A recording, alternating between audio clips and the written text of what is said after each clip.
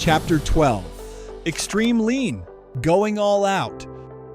Lean isn't just about making a few small changes, it's about going all out to make everything the best it can be. When you keep looking for ways to improve, even in tiny steps, you're practicing what I call extreme lean. It's like playing a video game where every little thing you fix helps you level up. At my company, we didn't stop after just one or two improvements. We kept finding small ways to make things easier and better every day. We might organize tools, label drawers, or find faster ways to do tasks. Each improvement made our work smoother and saved us time, so we could keep making more changes without getting tired.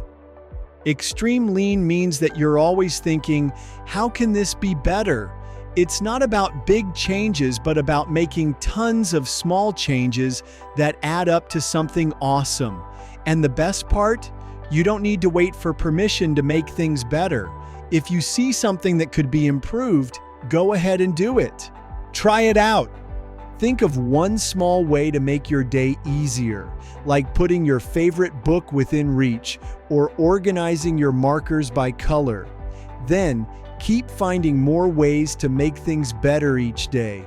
You'll see how quickly all those small changes make a big difference. The one thing. Fight against waste with energy and focus. Waste slows us down, so let's get fired up to spot it and fix it.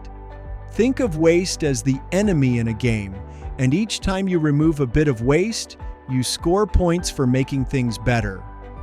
Win with lean. Look for one place where things are messy or take too long, and tackle it like a hero. Getting rid of waste makes everything run smoother and feels awesome. The lean takeaway. In Chapter 12, we learned that lean isn't just about fixing one or two things. It's about going all in to make everything better, and this is called extreme lean. Lots of small changes add up to big wins. Chapter 1 taught us the lean basics. Chapter 2 taught us about spotting waste. Chapter 3 taught us to focus on one task. Chapter 4 helped us in understanding waste. Chapter 5 taught us to fix small problems. Chapter 6 showed us the importance of growing together.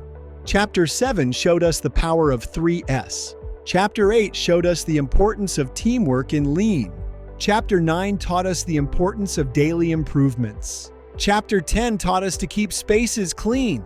Chapter 11 taught us to start with simple things. Chapter 12 taught us to keep improving. Now let's go to Chapter 13.